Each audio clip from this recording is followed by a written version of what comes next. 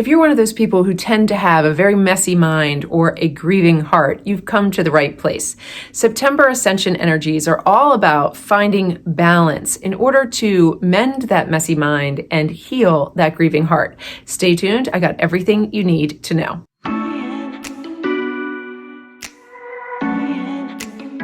What's up, beautiful? It's Lisa Roulette, and I'm here to help you heal, navigate your ascension journey, and create a life you love. If those are topics that you're interested in, go ahead and smash that subscribe button and turn on your notifications to be notified every time I release a new video. You can also find me on TikTok and Instagram, and you can join my new texting community by texting the number right here, and that way you can tell me a little bit about your story, and I can tell you how I might be able to help you on your path to healing and creating a life you love. So let's move on to the meat and bones of the video today. We're talking about September Ascension energies, which are all about balance. We really want to start to calm that mind and really heal that heart. And one of the ways we do that is by understanding the masculine and feminine energies that we embody.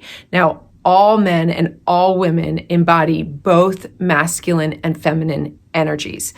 The masculine principle exists to produce qualities, as does the feminine principle. Both exist independently of one another to create qualities that, when blended harmoniously and in balance, really create the ultimate pristine manifestation.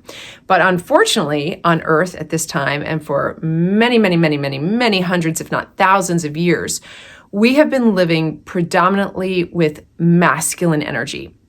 And we know this because we have systems that are largely dominated by patriarchy. So it's not so much about men ruling the world, although that has been a manifestation of a lot of masculine energy and patriarchal systems, but it's more about the masculine principle being more prevalent on Earth at this time. And the reason that is not necessarily a good thing is because anytime we have imbalance between the masculine and the feminine, we create unsustainable systems. And we can see the evidence of that in our current political, social, and economic systems as they are really crumbling to the ground. So we are witnessing this imbalance of power and how unsustainable it is. And we want to make sure that we are creating more and more balance in our lives by exercising more of the feminine. Now, I know a lot of you will say, no, I don't have any masculine energy. I am predominantly feminine energy, but that's probably not the case. And the reason that is because of our conditioning.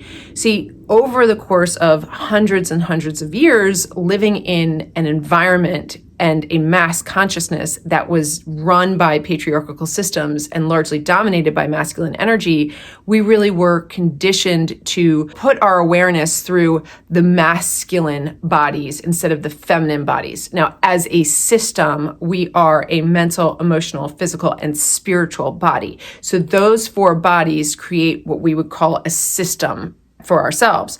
And we predominantly use our minds and our physical bodies to think and to do on a regular basis.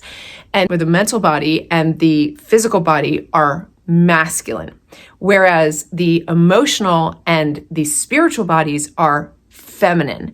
So because we are always thinking and doing before we are actually truly feeling and understanding our feelings and also connecting to our divinity and to a divine source, we really are, all of us, conditioned to act through the masculine principle.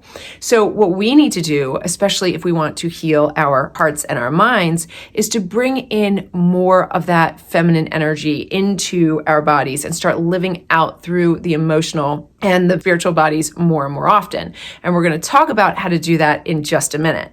But before we talk about how to do it, the question really is why? So one of the reasons, and this pertains to the information that I channel, one of the reasons that we want to embody more of the feminine principle is because as the patriarchy comes down and the masculine energies come down, we want to create new systems that are balanced. But now the way things are going to work is it's going to be up to the masses to start to create those systems from the inside without. Because remember, as within, so without. So the more people on earth that balance the masculine and feminine energies, the more likely it is for us to produce systems that are more sustainable over time. And if we do this correctly individually and collectively, we will start to leave balanced energetic signatures that become energetic imprints that carve the foundation for new systems for future generations. And that's a big deal, because if we, again, do it right as individuals and collectively together, we will essentially create a foundation for future generations to live in heaven on earth.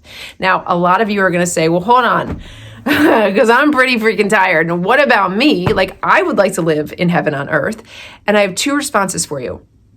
The first is, it's very likely that you will live in heaven on earth. You are an infinite being, you are eternal, and you could be living in a parallel or future lifetime on an earth that mimics heaven.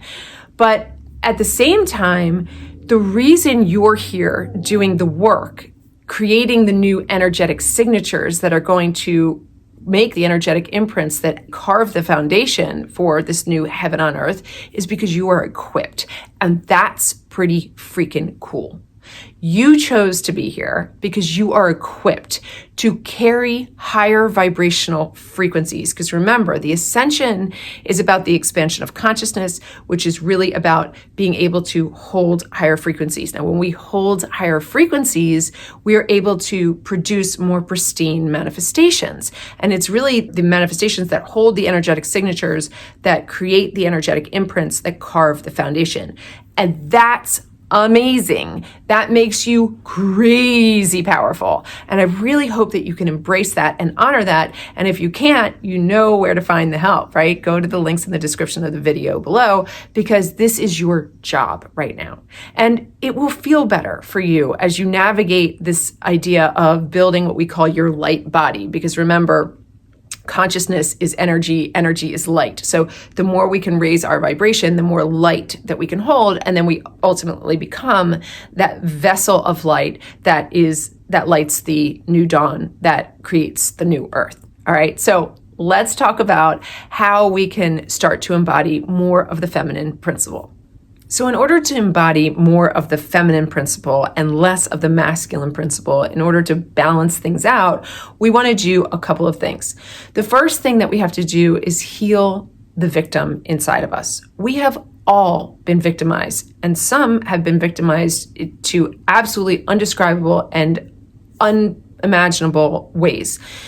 But it does not help us to remain in the victim's role. If you have martyr syndrome, you need to heal that too. The second thing we want to do is to stop thinking that we're slaves to the old system. The old system is coming down.